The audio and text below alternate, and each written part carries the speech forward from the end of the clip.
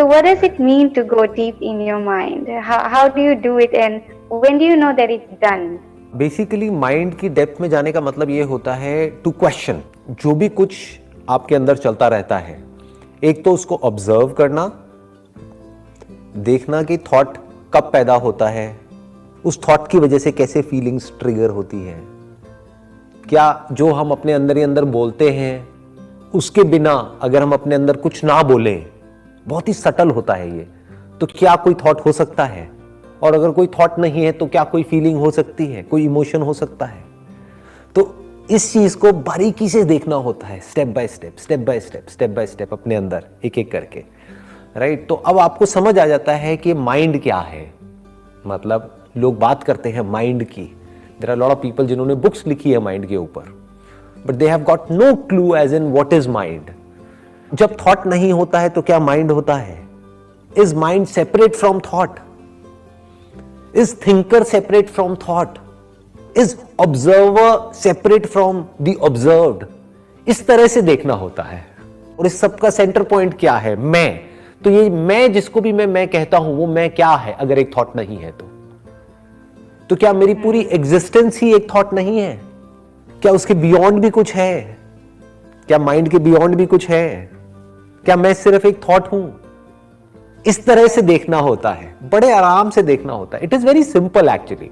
ये जो माइंड को ऑब्जर्व करना है या यूनिवर्स को ऑब्जर्व करना है, ये बहुत ही सिंपल होता है। लेकिन प्रॉब्लम क्या है कि हम लोगों के माइंड इतने कॉम्प्लेक्स हो गए हैं कि सिंपल तरीके से देखना हमको आता ही नहीं है। जैसे आपके अंदर भी पानी है, आपकी बॉडी में भी, मेरी बॉडी में भी पानी है, तो जिसको हम छू रहे हैं दैट इज 70% वाटर। तो आप भी पानी हो, मैं भी पानी हूं, तो हमें फर्क क्या है? सिर्फ दिख ही तो अलग अलग रहे हैं ना, but fundamentally from the material stand point, जिस मटेरियल के आप बने हो या मैं बना हूं वो तो सेम है ना। तो क्या मैं एक्चुअल में अलग हूं इस यूनिवर्स से? थॉट यहां तक जाता ही नहीं है। माइंड इस तरह से नहीं सोचता है। माइंड मैं और तू में सेपरेशन करता रहता है। इस सेपरेशन की वजह से लड़ाई झगड़े होते हैं, क्लैशेस होते हैं। बट जब थॉट के बियॉन्ड जाकर के हम रियलिटी को एज इट इज देख लेते हैं, that is the beginning of love, that is the beginning of oneness, that is the beginning of life. What is the best form of charity if there is one? I don't want to use this word charity. मुझे ये word पसंद नहीं है, क्योंकि charity मतलब क्या कि मेरे पास में बहुत कुछ है और मैं किसी को दे रहा हूं। मैं कौन होता हूं किसी को कुछ देने वाला? समझना क्या है कि जो सामने वाले हैं, यानी कि जो और लोग हैं, वो मुझसे अलग है ही नहीं। तो मैं जो भी उनके साथ में शेयर कर रहा हूं, इसलिए कर रहा हूं क्योंकि नंबर 1 वो मेरा बेसिक नेचर है।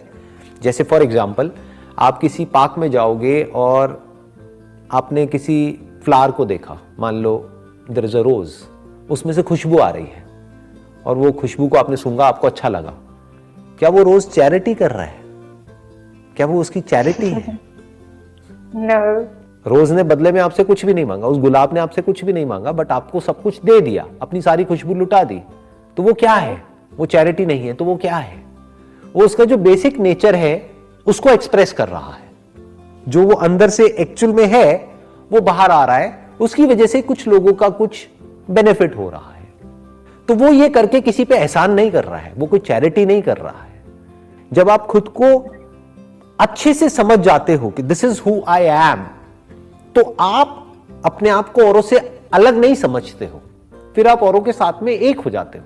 फिर आप जो कुछ भी करते हो वो ये सोच करके नहीं करते कि ये करने से सामने वाले का क्या बेनिफिट होगा। आप जो भी कुछ करते हो उससे सामने वालों को अपने आप ही बेनिफिट हो जाता है। Yes. जैसे आप चाह करके भी अपना ये एक हाथ है, ये दूसरा हाथ है, इस एक हाथ से दूसरे हाथ को नुकसान पहुंचा सकते हो क्या? No. कभी भी नहीं। बल्कि अगर इसको कहीं दर्द हो रहा है तो इसको थोड़ा सा कंफर्ट कर सकते हो, राइट? क्यों? क्योंकि ये भी मैं हूं, ये भी मैं हूं।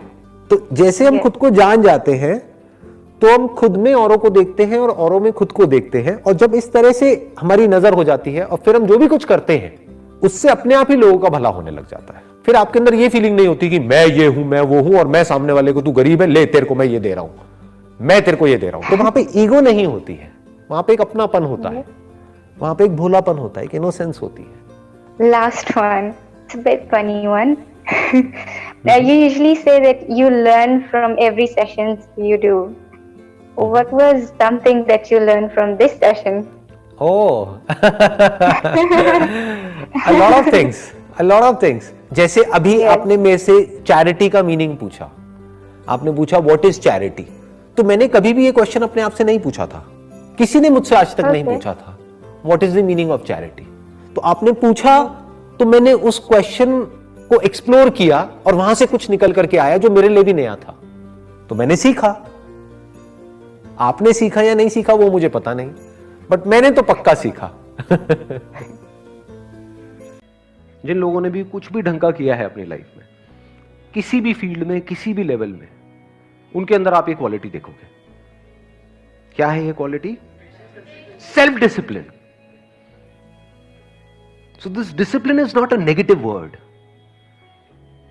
इसको सुनते ही इससे दूर मत भागो, बल्कि fall in love with discipline. Mic देना इनको। सर अगर हम ज्यादा ही सेल्फ डिसिप्लिन होते हैं तो दुनिया में पागल समझती है। बट ज्यादा सेल्फ डिसिप्लिन होने का मतलब क्या और कम का मतलब क्या? कि सर जैसे मुझे पता है कि मुझे दिन में 8 घंटे पढ़ना ही पढ़ना है। हाँ। अब दोस्त कहे चलो आज घूमने चलते हैं। हाँ। मैं तो आज भी पढ़ूंगा ही पढ़ूंगा 8 घंटे। अगर आप बहुत ज्यादा पढ़ रहे हो, यानी मान लो थियोरेटिकली तो हम कुछ भी बोल सकते हैं कि 8 घंटे के, आप ये भी बोल सकते हो मेरे को दिन में 26 घंटे पढ़ना है। बोलने में कौन सा टैक्स लगता है, बट एक्चुअल में जब पढ़ने पे आते हो तो पता लगता है कि 8 मिनट में ही काम हो गया है, 8 घंटे छोड़ दो। तो अभी आपने क्या कहा, देखो आपके क्वेश्चन में ही आपका आंसर है।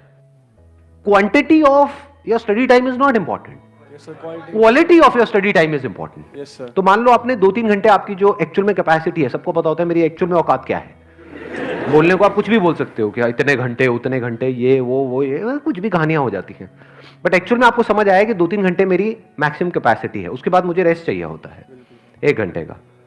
तो अब अगर आप 1 घंटे का रेस्ट दे रहे हो और अपने दोस्तों के साथ में घूमने जा रहे हो या टाइम पास कर रहे हो, तो वो किस लिए कर रहे हो? ताकि आप वापस से री एनर्जाइज हो सको पढ़ने के लिए। जैसे आप में से कितने जिम जाते हैं? जिम जाते हो? तो जब जिम जाते हो तो बीच में रेस्ट जरूरी होता है नहीं होता है? दो एक्सरसाइजेस के बीच में। क्यों होता है वो रेस्ट जरूरी? एक्सरसाइज करने के लिए। तो that rest is part of the exercise, that is not different from exercise. देखने में अलग अलग लग रहा है, यानी कुछ ना करना कुछ करने का ही पार्ट हो गया, क्योंकि कुछ करने के लिए वो कुछ ना करना भी जरूरी है। अगर आप नॉन स्टॉप करते रहोगे तो वो उल्टा आपके लिए हार्मफुल है। ऐसे ही अगर आप नॉन स्टॉप पढ़ते रहोगे तो नहीं पढ़ पाओगे। इससे अच्छा है आपने 2-3 घंटा पढ़ाई करी, 1-2 घंटे का गैप दिया, फिर वापस से 2-3 घंटा पढ़ाई करी। तो सर अगर मैं मान लो 2-3 घंटे जो मतलब बाहर घूम रहा हूँ, वो भी तो सर सेल्फ डिसिप्लिन के खिलाफ हुआ ना। क्यों हुआ वो सेल्फ डिसिप्लिन? देखो यही तो चीजें हैं जो हमको समझनी है, ध्यान से समझो। ये आप लोगों को कितनों को समझ आ रहा है मैं क्या बोल रहा हूं? कितनों के ऊपर से जा रहा है? अकेला क्यों छोड़ दिया इनको? मैं थोड़ा एक्सप्लेन करता हूं, इसको सिंपल करता हूं। सेल्फ डिसिप्लिन का मतलब क्या? वो करना जो करना सही है। तो क्या करना सही है कि नॉन स्टॉप 8 घंटे तक पढ़ना और पढ़ते पढ़ते वहीं गिर जाना, मुंह पूरा बुक्स पे पड़ा हुआ है, ऐसे लेटे पड़े, मुंह से झाग निकल रहे हैं, वो क्या सही है? Quality of study time important है या quantity of study time important है? क्वालिटी। तो उस क्वालिटी को मेंटेन करने के लिए गैप जरूरी है, रेस्ट जरूरी है, रिलैक्सेशन जरूरी है। अब घर में अगर आप मान लो बुक्स को बंद करके बस बैठे रहोगे 1 घंटे तक, मान लो मोबाइल पे लगे रहोगे, तो क्या होगा? उस 1-2 घंटे बाद आप और टायर्ड हो जाओगे, फिजिकली भी मेंटली भी आप और टायर्ड हो जाओगे, तो पढ़ने लायक सिचुएशन में रहोगे नहीं। दूसरी तरफ से अगर आप घर से बाहर निकल जाओगे, एक तो आप खुली हवा में निकले, that is better than mobile. Yes sir. और दोस्तों के साथ में इधर उधर की बातें करी, हंसी मजाक किया, ये किया वो किया, फ्रेश होकर के आ गए, मेंटली फिजिकली फ्रेश होकर के आ गए और वापस से पढ़ रहे हो। तो क्या ये जो बीच में 1-2 घंटे का गैप आया, ये आपकी पढ़ाई को बेटर बना रहा है या उसको खराब कर रहा है? सर वो बेटर बना रहा है। तो ये जरूरी है या नहीं है? अब आपको क्लियर हुआ भाई? Yes sir. पक्का? Yes sir. शुक्र है। चलो बैठ जाओ।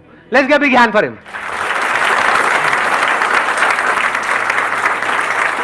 तो अगर आप मजे कर रहे हो, इसको मैं समाप्त कर देता हूं जो भी मैंने इनको कहा है। अगर आप मजे कर रहे हो ताकि आप वो कर सको जो करना सही है, तो ये मजा भी सही है। लेकिन अगर आप मजे कर रहे हो सिर्फ मजे करने के लिए, तो ये मजा गलत है।